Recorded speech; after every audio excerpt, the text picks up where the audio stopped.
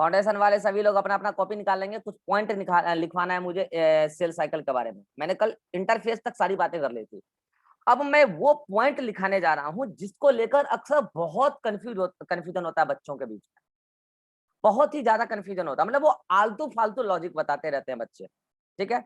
तो इसी में आपको लिखना है एकदम देसी लैंग्वेज, बायोलैंग्वेज। देसी लैंग्वेज मैं किसको बोलता हूँ? बायोलैंग्वेज, हिंदी इंग्लिश मिक्सअप वाला लैंग्वेज, ठीक है। तो आप लिखेंगे पहला पॉइंट, टारगेट वाले भी चाहे तो लिखें, नहीं तो आपको लिखा हुआ तो मिल ही जाएगा, ठीक है। इंपॉर्टेंट पॉइंट में पहला पॉइंट लिखेंगे कि सेल साइकिल के दौरान, लिखिए आगे बोल रहा हूं मैं, लिखिए सेल साइकिल के दौरान आगे सेल डिवाइड करेगा या नहीं करेगा, आगे सेल डिवाइड करेगा या नहीं करेगा,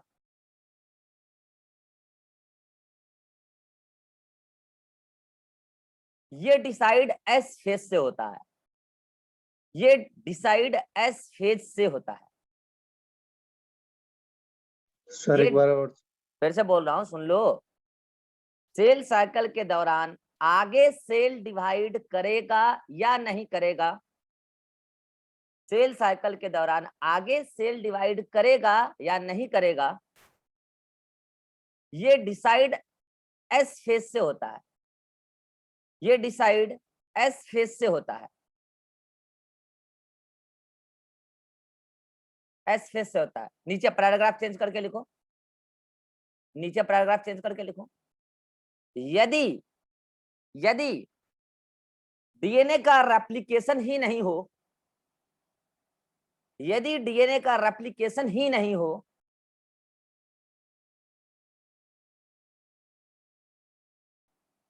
यदि डीएनए का रेप्लिकेशन ही नहीं हो तो सेल डिवाइड कर ही नहीं सकती, तो सेल डिवाइड कर ही नहीं सकती,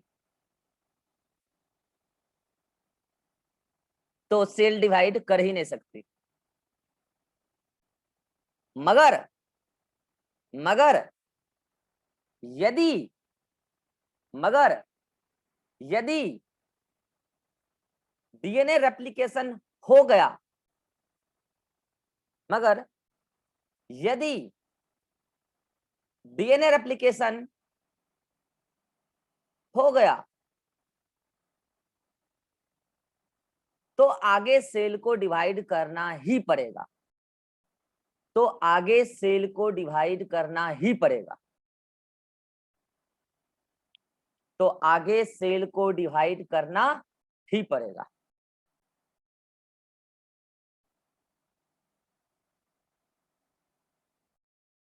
करना ही पड़ेगा। नेक्स्ट पॉइंट, ये पॉइंट समझ गए सभी लोग? अरे अच्छा, हर्ष बोला आज कि हमारा और नहीं कर पाएगा, ठीक है कोई बात नहीं है। हर्ष समझ गए बात? हाथ खड़ा करो हर्ष। हाँ, तो ये मैंने समझाया क्या कि देखो यार, ऐसे तो बहुत सारे चेक पॉइंट वगैरह हैं, ये मतलब एस फेज को मोस्ट क्रूशियल फेज माना जाता है सेल साइकिल का। अगर देखो, अगर डीएनए रेप्लिकेशन नहीं हुआ आगे कुछ नहीं होगा। आप जीवन में हो सकता है ऑर्गेनेली का भी नंबर वगैरह बढ़ा लो जो भी है, अगर आपने डीएनए रेप्लिकेशन ही नहीं किया इस फेज में, नहीं जाएगा सेल आगे। और अगर हो गया डीएनए रेप्लिकेशन तो सेल को पक्का डिवाइड करना ही पड़ेगा। ये एस फेज में रेगुलेशन होता है इसका, ठीक है। नेक्स्ट पॉइंट लिखिए जल्दी से, नेक्स्ट पॉइंट।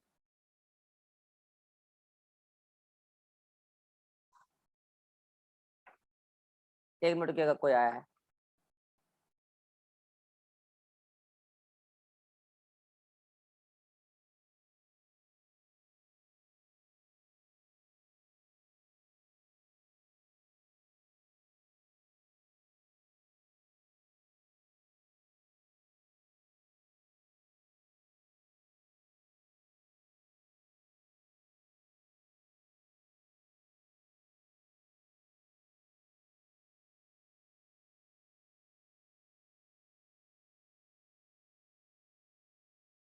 नेक्स्ट पॉइंट लिखो। कल वो बताया था ना मोस्ट ड्रामेटिक फेज क्यों कहते हैं एम फेज को, याद है एम फेज को? तो लिखो, लिखो ऐसे सेकंड में ऐसा क्वेश्चन मार्क लगा के लिखो, ठीक है, ऐसे लेफ्ट सेकंड पॉइंट उसमें एक क्वेश्चन लिखो ऐसे, why M phase is called as most dramatic phase, why M phase is called as most dramatic phase. Dramatic के ब्रैकेट में लिख लेना नाटकीय, नाटकीय, नाटकीय का स्पेलिंग सही है क्या? आई थिंक कि नाटकीय ऐसे होगा। नहीं नहीं, यही सही है, यही सही है, ये गलत है। हाँ, most dramatic phase. Why M phase is called as most dramatic phase? Answer लिखिए इसका, आंसर लिखिए इसका। सेकेंड पॉइंट में क्वेश्चन के थ्रू बता रहे हैं, आंसर लिखिए। चूंकि एम फेज के दौरान, चूंकि एम फेज के दौरान शुरुआत में सारे सेल ऑर्गेनल पहले डिसअपीयर हो जाते हैं। चूंकि एम फेज के दौरान शुरुआत में सारे सेल ऑर्गेनल डिसअपीयर हो जाते हैं और एम फेज के अंत में, एम फेज के अंत में ब्रैकेट में लिख लो टीलोफेज, और जो शुरुआत लिखे थे ना, शुरुआत के ब्रैकेट में लिख लो प्रोफेज, शुरुआत के ब्रैकेट में लिख लो प्रोफेज।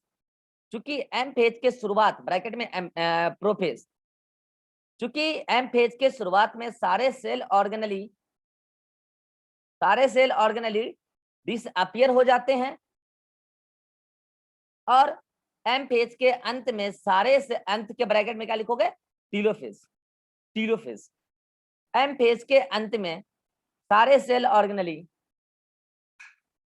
रीअपीयर हो जाते हैं, फिर से आ जाते हैं, रीअपीयर हो जाते हैं, रीअपीयर हो जाते हैं। सर डिसअपीयर के बाद बोलिए। चूंकि एम फेज के शुरुआत में, शुरुआत के ब्रैकेट में प्रोफेज, शुरुआत में सारे सेल ऑर्गेनली डिसअपीयर हो जाते हैं और एम फेज के अंत में, एम फेज के अंत में, अंत के ब्रैकेट में टीलोफेज, एम फेज के अंत में सारे सेल ऑर्गेनली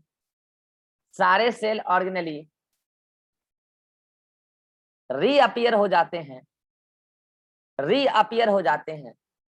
इसीलिए, इसीलिए ऐसा लगता है, इसीलिए ऐसा लगता है कि सेल ड्रामा कर रही है, सेल ड्रामा, ड्रामा के ब्रैकेट में नाटक, सेल ड्रामा कर रही है। So that M phase is called as most dramatic phase. So that M phase is called as most dramatic phase.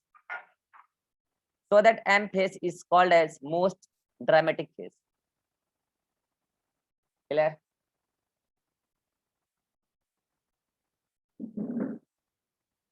लिख लिए? तीसरा point,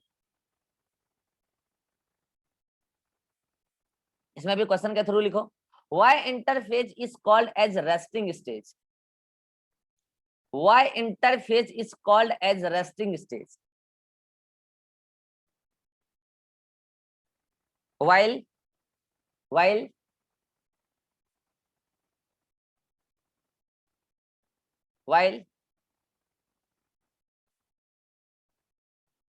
it is the longest phase of cell cycle.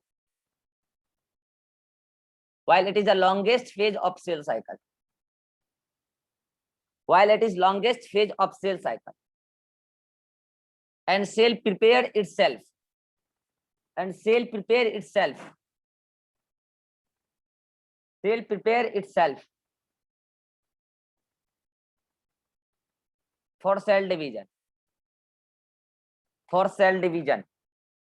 During interphase. During interphase.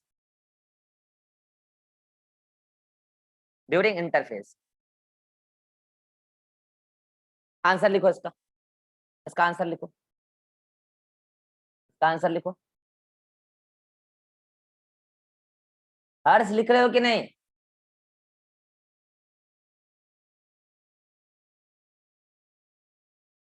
सो गया हर्ष? Good morning. ठीक है, good night, bye. सो गया वो। अच्छा, सोया नहीं है क्या? जगा हुआ? हर्ष लिख सर रहा वो है। मैसेज कर रहा हूँ मैं बस। अच्छा, नो सर, नहीं लिख पा रहा हूँ यहाँ पे कुछ नहीं। Sir multiple character is also reason for dramatic. अरे अरे देखो यार, मतलब ड्रामा का मतलब क्या होता है पता है? ड्रामा का मतलब नाटक। नाटक कभी नहीं किया हो क्या?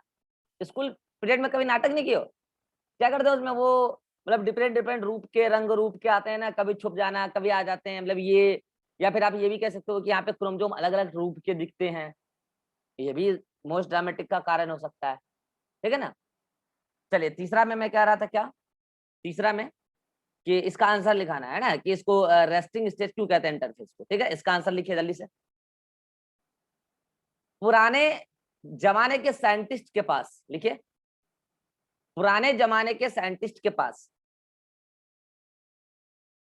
जिसको लग रहा है कि मुझे फुल इंग्लिश चाहिए, यहाँ नहीं मिलेगा, यहाँ ना फुल इंग्लिश मिलता है ना फुल हिंदी मिलता है, यहाँ कंसेप्ट मिलता है, ठीक है, और सिलेक्शन कंसेप्ट से ही होता है, इंग्लिश और हिंदी से नहीं होता है। जितने लोग सेलेक्ट हुए उनसे पूछिएगा सिलेक्शन किससे हुआ, कंसेप्ट से या इंग्लिश हिंदी से, बोलेंगे सिलेक्शन तो कंसेप्ट से होता है, कैसे भी समझ में आना चाहिए बस। आंसर लिखिए, क्योंकि पुराने जमाने के साइंटिस्ट के पास हाई क्वालिटी के माइक्रोस्कोप नहीं थे, हाई क्वालिटी के माइक्रोस्कोप नहीं थे,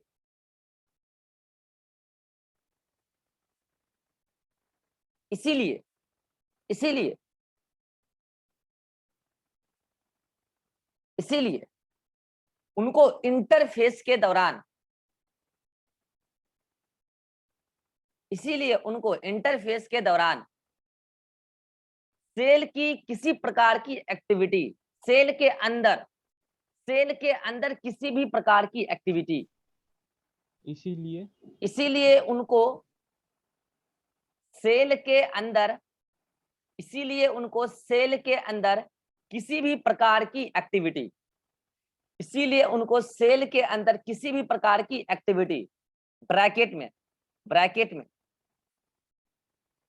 cell organelle duplication, cell organelle duplication, DNA replication, cell organelle duplication, DNA replication, bracket close, bracket close, किसी भी प्रकार की एक्टिविटी नहीं दिखती थी, नहीं दिखती थी, नहीं दिखती थी। और सेल तो इंटरफेज में डिवाइड भी नहीं ही करती है, और सेल तो इंटरफेज में डिवाइड भी नहीं ही करती है, सेल तो इंटरफेज में डिवाइड भी नहीं ही करती है। इसीलिए इसीलिए इसीलिए पुराने साइंटिस्टों को ऐसा लगा, इसीलिए पुराने साइंटिस्टों को ऐसा लगा कि इंटरफेज में सेल रेस्ट करती है, इंटरफेज में सेल रेस्ट करती है।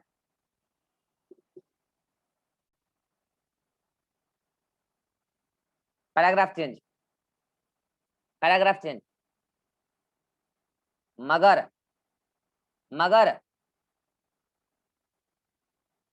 हाई क्वालिटी माइक्रोस्कोप आने के बाद, हाई क्वालिटी माइक्रोस्कोप आने के बाद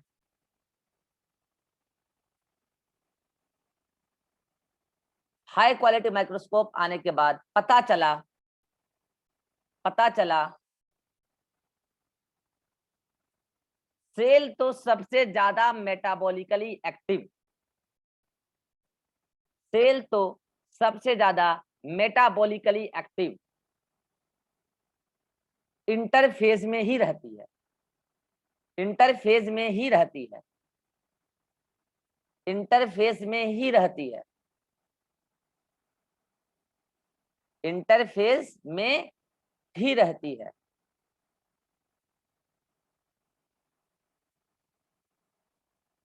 क्योंकि इंटरफेस में ही, क्योंकि इंटरफेस में ही, क्योंकि इंटरफेस में ही, क्योंकि इंटरफेस में ही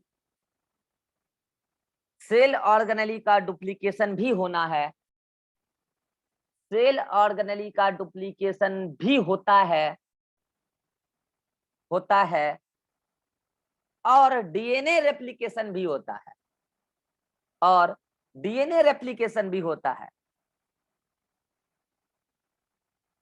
और डीएनए रेप्लिकेशन भी होता है।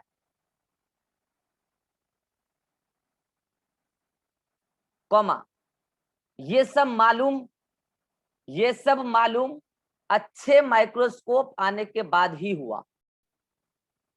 ये सब मालूम अच्छे माइक्रोस्कोप आने के बाद ही हुआ।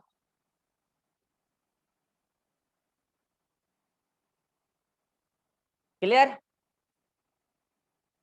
तो ये 3 पॉइंट मुझे बताना था ताकि आप कंफ्यूज ना हो। और एक पॉइंट है, और एक पॉइंट है। क्लियर? ये सब मालूम अच्छे माइक्रोस्कोप आने के बाद ही हुआ। चले यहां तक सभी को क्लियर? हाथ खड़ा करिए जल्दी से।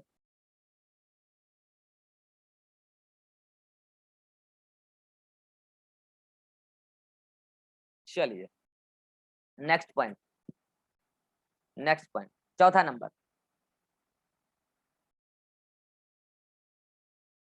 चौथा नंबर भी क्वेश्चन के फॉर्म में ही लिखिए। चौथा नंबर भी क्वेश्चन के फॉर्म में लिखिए। और ये बहुत कंफ्यूजिंग क्वेश्चन है, बहुत ही ज्यादा कंफ्यूजिंग क्वेश्चन है। और मैं बता दूं बच्चों, ये क्वेश्चन इस बार भी आया था नीट में। नीट 1 2 बार हुआ था ना। नीट 1 एक कोविड वालों के लिए, बाद में अलग से हुआ था। नीट 2 वो हुआ था अक्टूबर में, 14 अक्टूबर को। एक हुआ था 13 सितंबर को, जिसमें सभी लोग दिए थे, जो उसमें कोरोना वाले बच्चे नहीं दे पाए थे। तो इस बार वो क्वेश्चन आया था, बड़ा कंफ्यूजन हुआ था। और अलग अलग कोचिंग संस्थानों ने भी अलग अलग आंसर दिया। फाइनली नीट का आंसर आया, वो भी कॉन्ट्राडिक्टेड रहा। लेकिन चूंकि इस बार कोविड की वजह से सब मामला कोर्ट नहीं जा पाया, अदरवाइज ऐसे क्वेश्चन कोर्ट पहुंच जाते हैं। ठीक है, तो क्वेश्चन लिखिए, क्या है क्वेश्चन? क्वेश्चन लिखिए, जी नॉट स्टेज, जी नॉट स्टेज, ये हंस क्यों रहा है अभिषेक? क्या दिक्कत है तुमको? मुंह पे हाथ, आसान है सर। मुंह पे हाथ रख के क्यों लिखता है? एकदम स्ट्रेट होके बैठो। जी नॉट स्टेज सेल साइकिल के, जी नॉट स्टेज सेल साइकिल के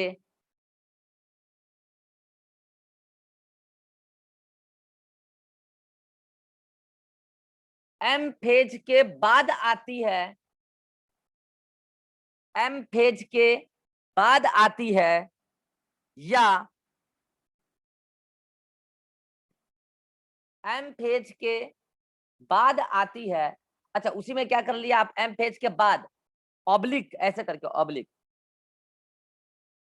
एम फेज के बाद ऑब्लिक जीवन के पहले, जीवन के पहले।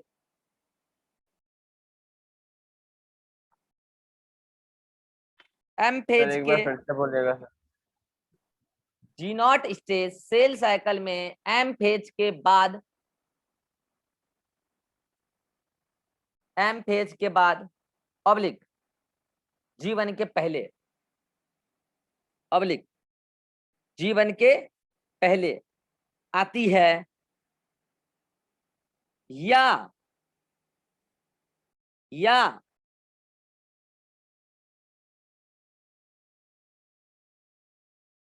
जीवन के बाद आती है, या जीवन के बाद आती है।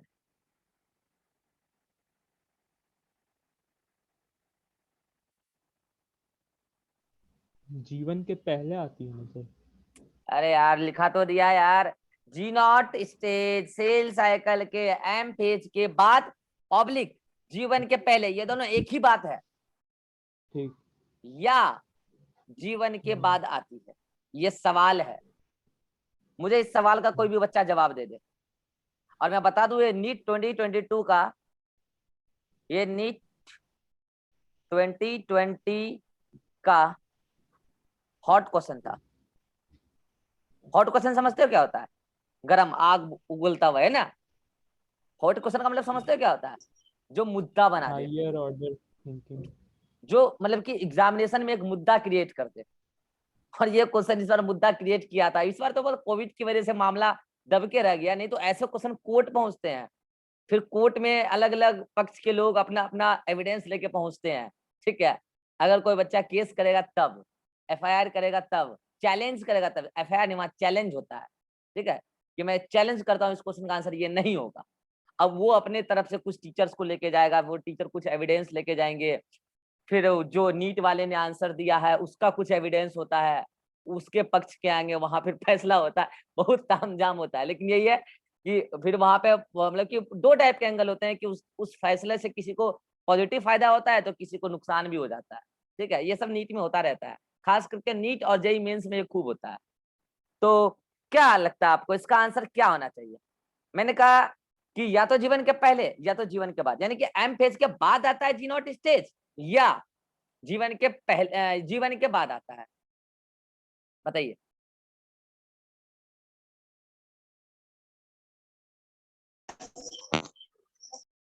तो जीवन के पहले। जीवन के पहले, ठीक है। कुछ बच्चों ने कहा जीवन के पहले। शिवानंद क्या लगता है, क्या ख्याल है? कह रहे हैं जैसा आप ठीक समझो, आप ठीक के पढ़ाते हो, आप ही बोल दो आंसर।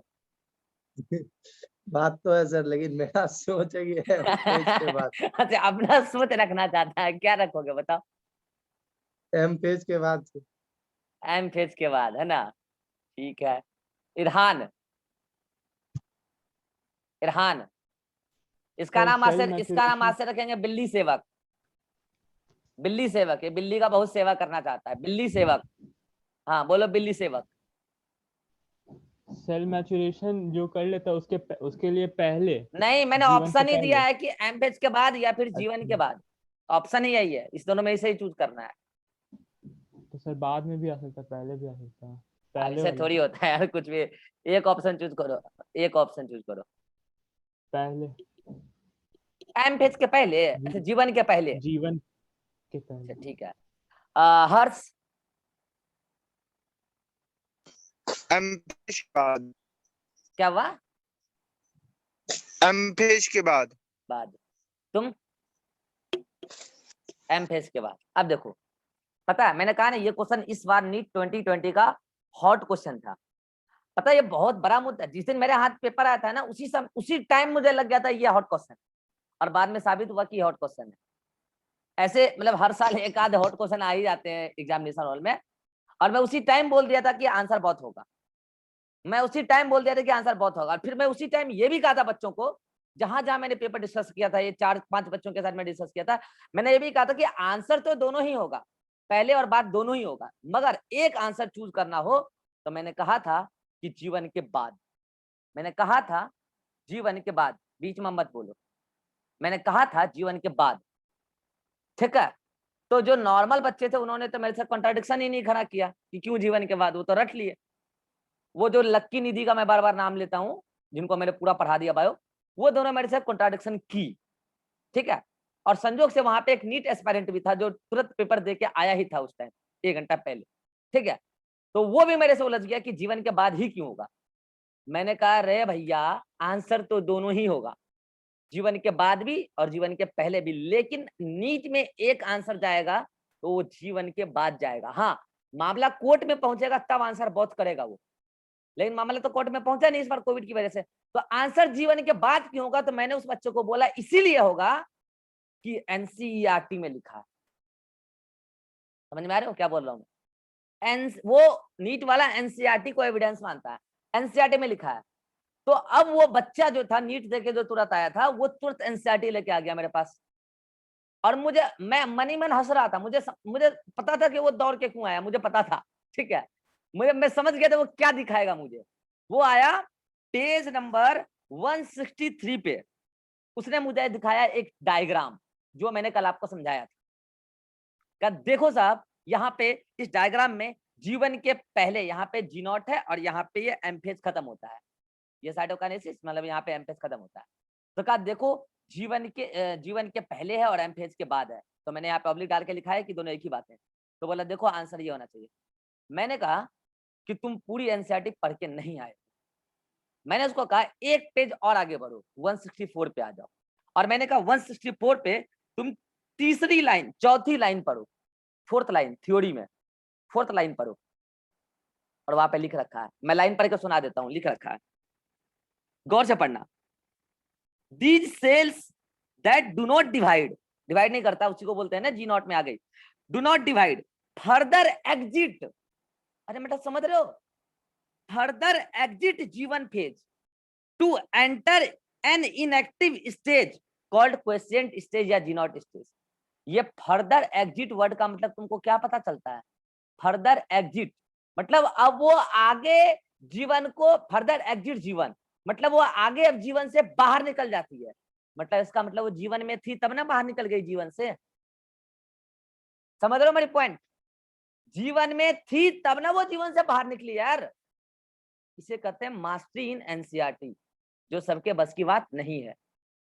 ये लोग बाग मार्केट में बी फार्मा कर करके साले बच्चे को बेवकूफ बना रहे हैं, ठगते हैं साले लोग। ये लोगों को एनसीईआरटी पे पकड़नी है। दिन रात अपना राजनीति चमकाने के लिए बच्चा का भविष्य बर्बाद कर रहे हैं लोग। भैया इस वर्ड का मतलब आपको पता भी है? फर्दर एग्जिट जीवन, इसका मतलब क्या है कि वो जीवन में आ चुकी थी, लेकिन अब वो आगे, फर्दर का मतलब आगे, आगे वो जीवन को एग्जिट कर रही है। तो अब वो बच्चा मेरे से, वही बच्चा लड़ा था मेरे से, किस बात को लेकर, मतलब बहस कर लिया किस बात को लेकर, डायग्राम में यहां तो दे रखा है ये। मैंने कहा हाँ सही बात है, डायग्राम में यहां ये दे रखा है जिससे पता चलता है जीवन के पहले, एक मिनट, जिससे पता चलता है जीवन के पहले, और थ्योरी में यहां दे रखा है जिससे पता चलता है जीवन के बाद। इसलिए तो मैं कह रहा हूं आंसर दोनों ही जाना चाहिए, इसलिए तो मैं कह रहा हूं आंसर दोनों ही जाना चाहिए, लेकिन एक चूज करना पड़े तो आप पॉइंट थ्योरी वाला चूज करोगे। समझ रहे हो? आपको एक चूज करना पड़े तो पॉइंट आप, मतलब बोल रहा हूं आंसर दोनों ही होगा यार।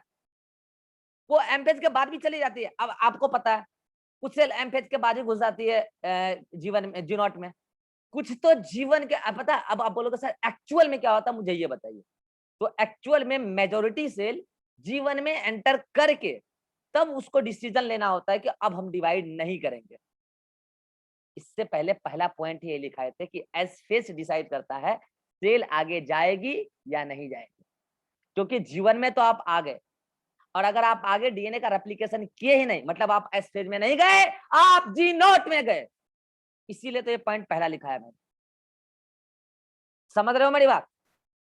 इसीलिए पहला पॉइंट ये लिखा है, एस फेज डिसाइड करता है आगे डिवीजन होगा सेल का कि नहीं होगा। एस फेज डिसाइड करता है आगे डिवीजन होगा कि नहीं होगा, क्योंकि ज्यादातर सेल यही होता है, जीवन में आ जाती है। अब उसको अगर डिवाइड नहीं करना है तो डीएनए रेप्लिकेशन नहीं हुआ तो सेल डिवाइड कर ही नहीं सकती है, वो चले गई जी नॉट। हाँ, अब कुछ सेल ऐसे हैं जो वापस से आ जाते हैं जीवन में, मतलब जीवन से निकले थे जीवन में ही आएंगे, अब वो एस को होते हुए फिर आगे डिवाइड करेंगे। कुछ ही सेल ऐसे होते हैं, बाकी जो सेल एक बार जी नॉट में चले गए तो चले गए। जैसे नर्व सेल, हार्ट सेल, ये सब बताए थे। प्लांट में परमानेंट टिश्यू होते हैं, बताएंगे आपको एनाटॉमी में। तो ये है कि अगर आपको एक ऑप्शन चूज करना पड़े तो आप ऑप्शन चूज करोगे फर्दर एग्जिट जीवन, यानी कि जीवन के बाद आती है जी नॉट स्टेज। अदरवाइज आंसर तो दोनों ही है। बोलिए, मेरी बात सभी को क्लियर है? हाथ खड़ा कीजिए। मैं स्पष्ट रूप से खुलेआम मतलब क्लियर कर रहा हूं कि आंसर एक चूज करना हो तो जीवन के बाद करना, अदरवाइज आंसर दोनों ही सही है। क्योंकि बहुत सारी सेल एम्फेज के बाद ही, मतलब जीवन में जाती भी नहीं है, एम्फेज के बाद ही हुआ साइटोकाइनेसिस, अब वो डिवाइड नहीं करेगी। लेकिन कुछ सेल ऐसा होता है जीवन में जाके कंटेंट वगैरह बढ़ा के उसके बाद डीएनए रेप्लिकेशन नहीं हो पाता है तो आगे वो जा नहीं पाती है और वो चले जाती है। तो मेरा बच्चा बोलता है सर वो जो जीवन में आ गई है तो डीएनए रेप्लिकेशन नहीं हुआ तो समझ गया कि जीवन तो लगभग कंप्लीट कर चुकी होगी, तो उतने उतने जो प्रोटीन वोटीन बन गए तो क्या होंगे। तो कोई बात नहीं है, वो मेटाबॉलिज्म के थ्रू फिर उसको ब्रेक डाउन कर दिया जाता है, वो सेल का मैकेनिज्म होता है। ठीक है, वैसे भी सेल अगर मैच्योर हो चुकी है तो उस प्रोटीन को यूटिलाइज करना कोई बहुत बड़ी बात नहीं है। ठीक है, तो ये सब वैसे भी अंडर द कंट्रोल होता है, पूरा जेनेटिक कंट्रोल होता है, तब जाके सब चीज होता है। ठीक है, तो ये मैंने समझा दिया। अब इसका आंसर कैसे लिखें, कंसेप्ट सभी को समझ सर में आ गया? मीटिंग खत्म होने वाला है। फिर से बोलो। मीटिंग खत्म होने वाला है।